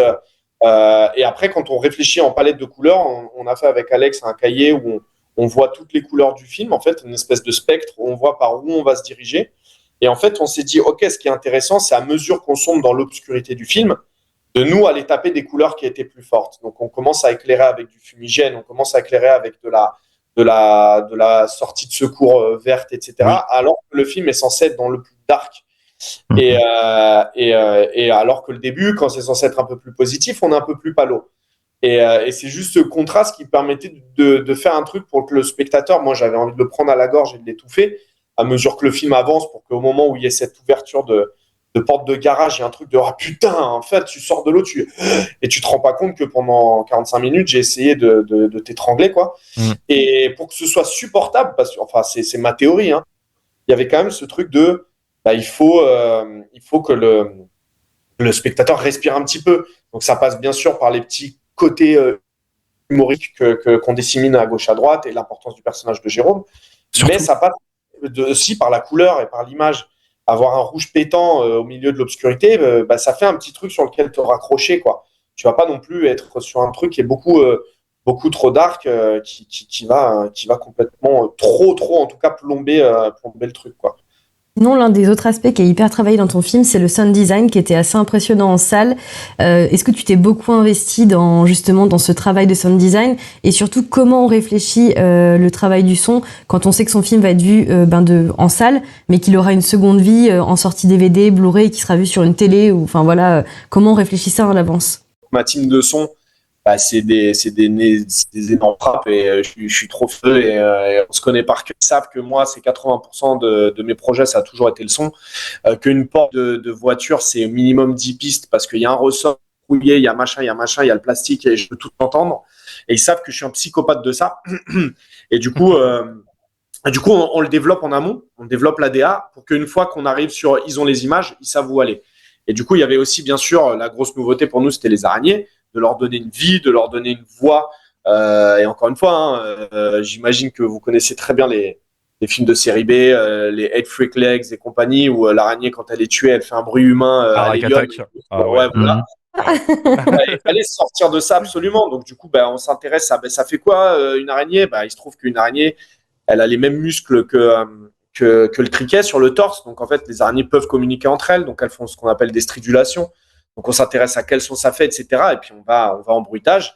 Et ça, non, moi, j'étais là tous les jours pour vraiment le moindre son, avoir un truc qui fonctionne parfaitement. Et les stridulations, on les a développées. On a trouvé plein de sons qui pouvaient en gros cumuler ensemble, donner une voix à nos araignées, surtout du coffre en fonction de leur taille, et créer ce truc un peu flippant quand tu es dans les escaliers et d'entendre en fait des trucs un peu plus graves, de plus aigus qui te laissent supposer putain, celle qui fait un son grave, elle doit être bien costaud. Et après voilà, donner une voix au bâtiment. Quand on tend vraiment l'oreille, on a donné vraiment une vie à ce bâtiment, c'est-à-dire qu'on lui a donné des sons métalliques. Parce qu'à mesure qu'on s'enfonce à nouveau dans le film, il fait presque, si tu tends l'oreille, le son d'un navire qui est en train de couler. Et donc, on a ces espèces de câbles métalliques qui se tordent et qui donnent l'impression vraiment qu'on s'enfonce dans l'eau. Tu aurais sound design sur Titanic, au moment où le paquebot, tu vois, il coule, quoi. Mais c'est subtil, je te les mets en arrière, etc. Mais pour moi, c'est des choses, peut-être on va pas les entendre, mais on va les ressentir. Et comme je voulais faire un film qui se sente dans le corps, qu'on vive physiquement, et je savais que c'était 80% le son. Donc bon, trop de chance d'avoir ma team qui sont des frappes et qui connaissent par cœur ce que je veux. Donc du coup, encore une fois, gain de temps, parce que si ça n'avait pas été ça aurait été sans doute beaucoup plus long. Et après, la partie musique, où c'est exactement le même taf, c'est un pote d'enfance qui fait ma musique, qui s'associe à Xavier Co pour pouvoir développer quelque chose de plus, on va dire, professionnel, dans le sens où on est tous un peu des petites choses à gauche à droite, mais on avait besoin aussi de cet apport plus pro autour de nous. Et pareil, beaucoup de DA, et une fois que la DA elle est fixée, on n'a pas utilisé le droit d'utiliser tel instrument, c'est fait un cahier des charges, c'est ça, l'araignée fait ce son-là, c'est plutôt ça, enfin tu vois, ça c'était des mois de travail. Une fois qu'on rentre dans la compo pure, je peux les laisser rouler, les gars, je sais qu'ils sont trop forts, quoi. J'en profite, le son des araignées est terrible. Je le place là maintenant. Très bon taf, hein. Moi, juste le son, ça m'a suffi, personnellement. Ouais. Non, une des scènes les plus terrifiantes du film, je trouve, c'est une espèce de scène en fait qui monte en puissance au niveau déjà de ce qui se passe, que je vais pas spoiler, mais au niveau du son. Et il y a un truc de ouf, c'est qu'à un moment donné, on perd l'image et on a du son comme ça, on continue d'entendre des hurlements, des machins, et j'ai eu une espèce de sentiment de me faire molester. Et en même temps, j'ai eu un sourire béat. Je me suis senti sourire comme un con dans la salle. En disant, putain, merci, quoi. Parce que ça, vraiment, c'est ce que je voulais voir. Et putain, là, j'ai senti une espèce de chaos général dans la salle. Tout le monde n'en pouvait plus. Mais en même temps, on voulait savoir ce qui se passait après, quoi. On s'est fait salement molester, mais on était tous complètement heureux, quoi. Mais typiquement, la scène dont tu parles, tu vois, c'est une scène où l'absence de budget te permet d'avoir l'idée de cette scène. C'est-à-dire que si ce couloir, il faut le traverser, et qu'au final, il n'y a plus de courant et il y a ce gaz, je vais le retraverser en son, quoi. Je vais travailler sur les ombres, je vais travailler sur la lumière, et en son, par contre, je vais bombarder. Et je vais essayer de créer un truc ultra sensoriel où tu pourrais presque fermer les yeux et vivre quand même la scène. Et si j'ai trop d'argent, Après, je dis pas que je ferais ça, mais tu vois, si j'avais trop d'argent, peut-être je me serais dit, ah, ok, nickel, bah, du coup, sur le retour, et ben, les araignées, elles vont machin. Et en l'occurrence, ça aurait été sans doute moins intéressant, quoi. Oui, totalement. Un truc que tu as mentionné justement pendant l'avant-première et il y a quelques minutes aussi, c'est le fait que par rapport en fait à ce que tu aimais dans le cinéma d'horreur, il y avait notamment le survival qui revenait très souvent, et tu citais justement comme influence en fait Green Room de Jérémy Saulnier. Je crois que tu as cité aussi Aliens, le retour, le film de Cameron. Du coup, c'est quelque chose qu'on retrouve vraiment dans Vermine, parce que encore une fois, c'est du survival. C'est deux groupes en fait qui sont sur le même territoire, l'un prenant possession du territoire de l'autre, et du coup, ça va se taper dessus. Même si chez toi, il y a des petites variantes. Bon, ça, faut aller jusqu'à la fin du film pour le comprendre. Ça, je trouvais ça vraiment encouragé aussi. Du coup, au niveau des survival vraiment qui nous viennent en tête quand on pense en fait au genre, il y en a un qui les écrase quasiment tous, c'est Massacre à la tronçonneuse. Et du coup, pour revenir en fait à cette fameuse scène où vraiment on en prend plein les oreilles, moi, dans la salle, j'étais là à dire putain, je me suis pas fait molester comme ça depuis Massacre à la tronçonneuse en fait. Et du coup, petite curiosité perso, je voulais savoir en fait quelle relation en fait entraînait avec ce film. Est-ce que ça faisait partie de tes références ou pas? Est-ce que c'était inconscient, ou est-ce que franchement rien à voir quoi? C'est le film préféré de Jérôme Niel. Donc du coup, forcément qu'à un moment, Le boss, à Jérôme. force de traîner avec lui, j'ai dû me les refaire avec moins d'amour pour les derniers, surtout le remake quoi. Mais, Merci. Très étrange. Merci. On est d'accord.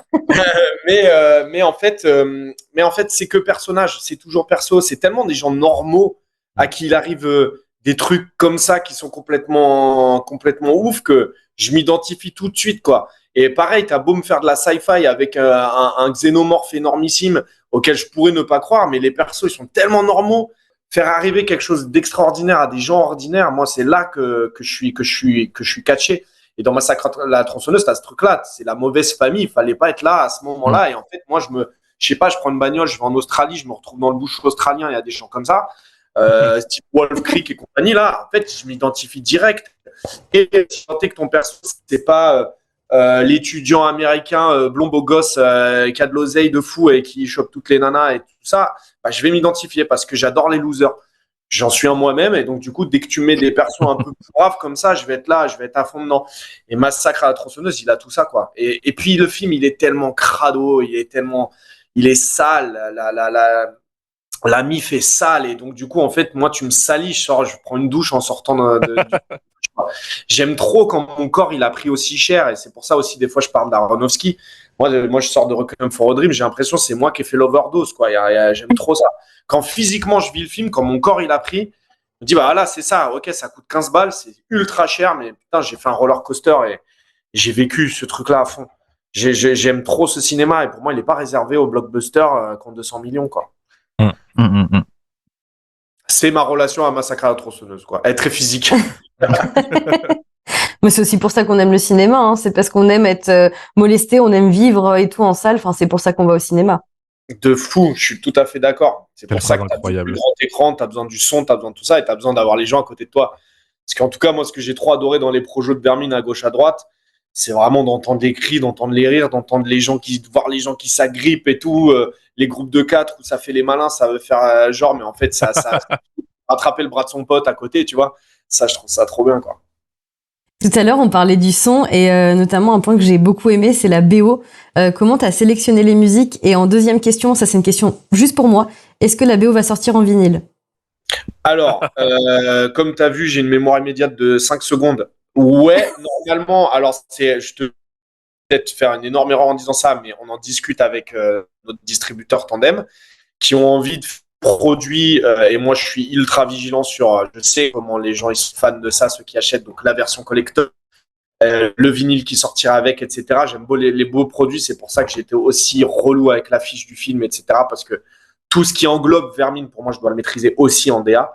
Donc du coup, c'est vraiment très précis, jusqu'à la Nike TN qui a été offerte pendant les jeux concours et tout, où j'étais derrière pour dire ok, alors faut changer ça et ça et ça. Ou l'affiche espagnole qui doit sortir parce qu'ils veulent nous rajouter la plaga, je sais pas pourquoi. Et plaga, la première propale qu'ils font, c'est des lettres en sang qui dégoulinent. Je fais, les gars, vous avez pas vu le film, vous avez pas compris. Pas quelque chose, quoi. Ça, c'est mes Espagnols sur ça. Donc ça, la réponse c'est oui. Et pour ce qui est donc ça va, j'ai de la mémoire en fait. Mais le travail de la BO, j'avais envie de mettre déjà dans un premier temps les sons que j'écoute moi. J'écoute pas que de l'urbain, mais en l'occurrence le rap que j'écoute moi. La culture urbaine hip-hop est devenue la culture tout court pour moi. Sachant que j'allais faire un film de cinéma, j'allais accéder à la culture avec un grand C, cette espèce d'énorme endroit où on peut voir du Spielberg, du Pieux, du Vermine, et où tout le monde est là et c'est magnifique et tout le monde se retrouve. Et ben il fallait que j'amène ce que je pense pour moi est devenu la vraie culture, quoi. Enfin, fait partie de la vraie culture plutôt, pardon. Et je faisais un film français indépendant. Donc du coup, j'avais à cœur d'avoir du rap français indépendant. Et c'est des énormes artistes comme Laylo, Osiris Jack, Benjamin Epps. Et je pensais pas que ça allait être aussi facile à nouveau de les avoir, mais les gars, ils sont allés à fond dans le projet, ils ont kiffé le projet et tout. Donc c'était même pas une histoire d'argent, on discutait plutôt d'amour du projet, d'envie d'être là, etc. C'est pas des gars, à mon avis, qui ont trop besoin d'oseille, donc ça c'est cool. Mais en l'occurrence, ils étaient tous en accord avec le fait de faire un produit comme ça qui allait respirer en fait toute une génération en fait. Et après voilà, les moments où je te mets de la zik, c'est un peu des chapitrages avec des bascules, donc il fallait trouver le bon morceau de cet artiste avec les bonnes sonorités qui te permettaient de passer à l'autre step dans le film. Et voilà, la plupart ils étaient notés déjà au scénario. Le générique avec Laylo, c'est marqué pro Laylo, et après tac tac tac, il se passe tout ça avec les araignées, et après que tout, on a Caleb dans l'épicerie, quoi. Mathieu. Petite question aussi sur le cinéma de genre français au sens large, parce que en vrai je crois que tu es le deuxième réalisateur en fait qu'on interviewe dans Jumpscare.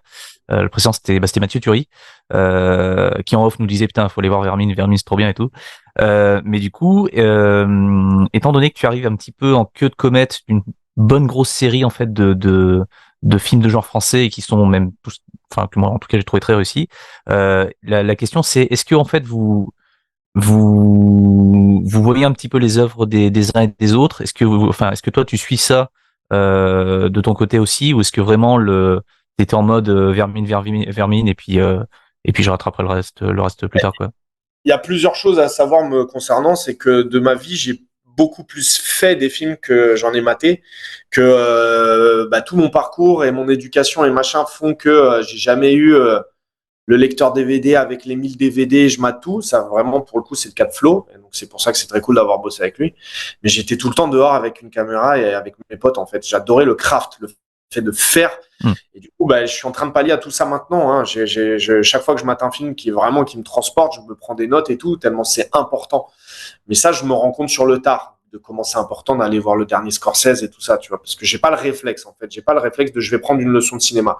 Pour moi, la leçon, c'est de faire. Et après, de moi-même monter et de me rendre compte, ça marche pas. Et donc, je fais un peu tout seul.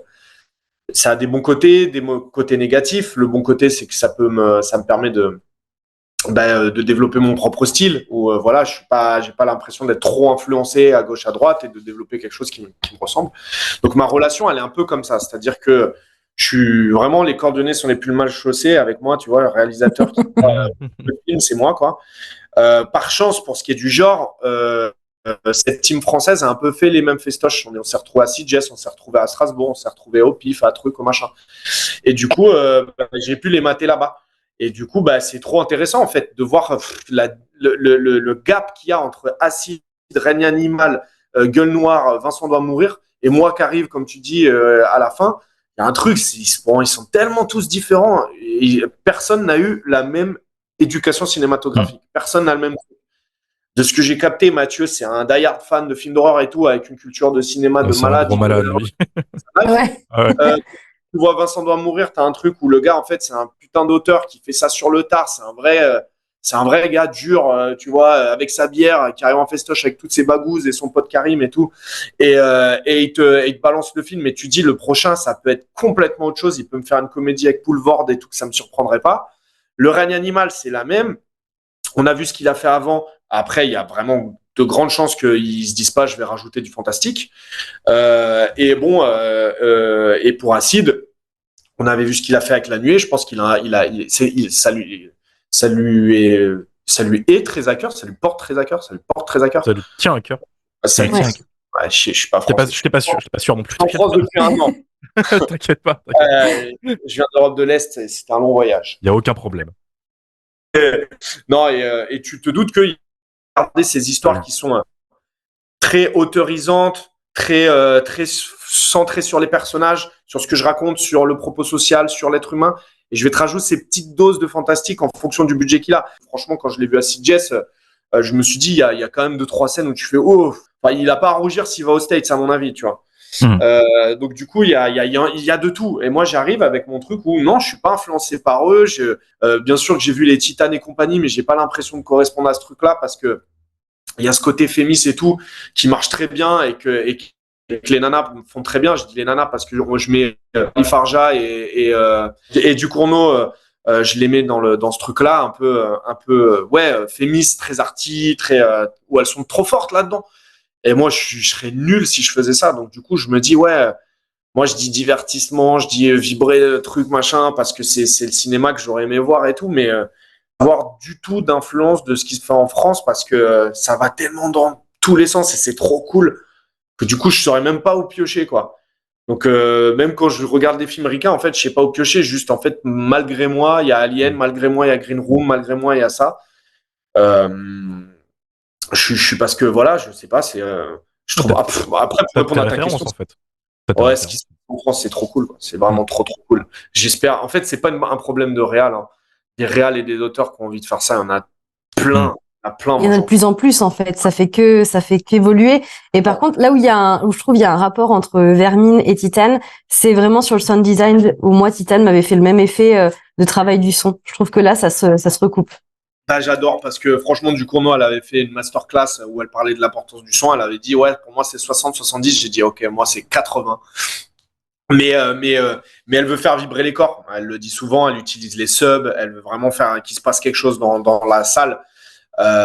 Et en l'occurrence, Titan, ouais, c'est putain, les bruits de moteur de voiture, le métallique et tout, comment c'est là que ça te prend à l'intérieur des tripes et tout. Et là-dessus, elle est trop forte, quoi. J'ai jamais eu l'occasion de pouvoir lui parler de ça, mais tu vois, je crèverais d'envie qu'elle voit Vermine et pouvoir en tchatcher un peu avec elle, quoi, c'est sûr. Ouais, c'est sûr que tu vois Titan, en fait, t'es pas là en train de prendre des notes, mais tu ressors de la salle et il y a un truc qui est en toi. Et en fait, quelque part, tu le sais pas comment, mais ça va se ressentir dans ton projet à toi. Et en fait, j'ose espérer que chacun, en tout cas en France, déjà se serre les coudes et se prend des trucs, machin, de parler les uns des autres, de dire machin. En fait, comme les gars, ils font quand ils font de la comédie et que t'as Pef qui parle du travail de machin et trucs et bidule. Bah ouais, ils se serrent les coudes et ils font, voilà, la comédie, on en a 70 par an et voilà. Donc c'est sûr que sur les 70, tu vas en avoir 5 qui vont être extraordinaires et qui vont faire 5 millions d'entrées. Bah, si demain on a 70 films de genre en France, je pense que tu en auras 5 énormissimes. Comme le règne animal qui tape son million d'entrées, tu vois, je pense que on va. Mais pour finir ce que je disais tout à l'heure, c'est pas une question de réal pour moi, c'est une question de financement, c'est une question de producteurs et de distributeurs. Quand eux ils verront qu'on fait pas, qu'on fait des entrées, peut-être qu'ils vont se dire ok, ça donne envie. Il y a un seul réalisateur parce que c'est des entrées, donc lui on lui donnait ou parce qu'il a eu là les prix, tu vois. Normal. Et justement, illimité, on pas de remplir des salles, genre tu t'en fous vraiment, tu réalises quoi? Gladiator 3. En vrai, non, mais Gladiator, c'est le film qui m'a donné envie de faire du cinéma. Il est dans mon cœur pour toujours et je le mate 2 fois par an parce que c'est pour moi le cinéma, c'est Gladiator, c'est tout. C'est le son, c'est l'image, c'est la musique, c'est les acteurs, c'est les costumes, c'est la poussière au sol, c'est tout de A à Z. Ridley Scott, c'est mon dieu. Et du coup, je crois que moi, le jour où je peux avoir 2000 figurants, 15 caméras, une musique de Hans Zimmer et tout, je suis aux anges, quoi. Ah, je suis aux anges, quoi. T'attends la suite un petit peu là ou t'as peur? Je suis content de ouf. Passe des trucs de malade et que genre j'ai mon moi d'il y a 3 ans qui est en train de faire regarde ce qui se passe dans ta vie là, et du coup je suis là en train de vouloir tout grailler comme ça partout, j'adore. Je suis Le film n'est pas encore sorti, donc je sais pas si je fais 10 000 entrées. En fait, il y a zéro stress parce que personne n'a vu, tout le monde s'en fout. C'est le Moi, stress. je crappe et fin. Si je fais 300 millions d'entrées, il y aura un truc de ok, bon, bah, le premier était bien, qu'est-ce qu'il va nous faire ensuite? Et là, je vais stresser de ouf. La sueur, ah ouais. Mais voilà, je suis tellement bien entouré, tu vois. Je sais que je vais bosser avec ma team quoi qu'il. Si je fais un film aux États-Unis, un film en France, quoi qu'il arrive, il y a ma team qui est là avec moi. Je fais mes films quoi qu'il arrive avec ma post-prod en France. Je garde ce truc que j'ai de mes courts-métrages, il n'y a rien qui bouge. Donc, du coup, à partir de ce moment-là, je fais mes films avec ma MIF et donc, du coup, ça roule. Il faut juste que je me fasse confiance. Je continue d'écrire avec Flo, donc pareil, tout va bien, on est sur la même longueur d'onde, on roule. Il faut juste que je sois sûr de ce que je raconte, de mon propos, d'avoir autant dans le corps et dans le cœur que j'avais à cœur de parler de la banlieue dans Vermine. Comme la banlieue, moi, pour l'instant, j'ai la sensation d'avoir dit ce que j'avais à dire. J'ai pas envie d'en faire mon fonds de commerce. Je veux avancer, je veux aller étudier d'autres univers, d'autres genres, d'autres personnages, d'autres décors. Il faut que ça me tienne autant à cœur que parler de ce que j'ai vécu toute mon enfance. Normal, un film, tu donnes quasiment 1 an de ta vie en fait à un film, donc c'est normal. Ah ouais. Minimum. C'est ça, minimum. Vermine, c'était un cas rapide, mais ça peut aller beaucoup plus loin. C'est un cas à part, ouais, mais c'est vrai que entre la post-production, c'est un truc, c'est tellement. Ouais. Ton projet, quoi. Mon âme est aspirée. Écoute, c'était la dernière question. Merci à toi. Merci à toi Merci de ton beaucoup. temps. Merci beaucoup. On rappelle que Vermine est sorti le 27 décembre en salle. N'hésitez pas à y aller et à soutenir ce cinéma, c'est très important. Surtout en période de fête, faut pas hésiter à bouger, sinon il n'y aura pas d'autres et il faudrait que ça continue quand même tout ça. Merci à toi encore Sébastien. Merci à vous. Beaucoup. J'ai hâte d'entendre les critiques parce que ça se trouve, vous me démontez juste avant. Ça va être gueulerie dedans. Alors du coup, les auditeurs rigoleront. Alors non, tu n'es pas du tout démonté dans le podcast. On a tous adoré. On en a déjà parlé. On a même déjà fait un autre podcast où en fait on avait parlé du PIF où tu étais il y a quelques semaines. Ah ouais. Ouais. Certains l'ont vu là en fait. D'autres l'avaient vu à l'avant-première à Lyon. Moi, je l'ai rattrapé en screener. Malheureusement, il y en a toujours un. Voilà. Yes. J'espère que c'était un mec qui avait filmé avec son téléphone portable et tout. Ouais. Expérience 2009, vraiment 2009 corps à fond sur un vieux. Non, c'est la prod, des attachés presse qui m'ont filé un beau screener, je te rassure quand même. Et t'inquiète pas. T'avais un bon casque. De quoi? Et que t'avais un bon casque aussi pour le. J'avais un très bon casque et j'avais un très bon écran, je te rassure. Je sais pas commis l'affront de les mater sur un MacBook. Non, on l'a tous aimé et c'est pour ça en fait qu'on a sauté sur l'occasion de t'en parler quoi, tout simplement en fait. Merci beaucoup pour l'invitation, c'était trop cool. Bah non mais merci à toi d'être venu, on espère que tu repasseras si tu refais un film de genre, on sera pas loin en tout cas nous et on supportera le projet. Merci à toi, merci les gars et on se dit merci beaucoup. Plus à vendredi prochain. Bah non, c'est la fin de saison. À février du coup. Eh oui. Le podcasteur.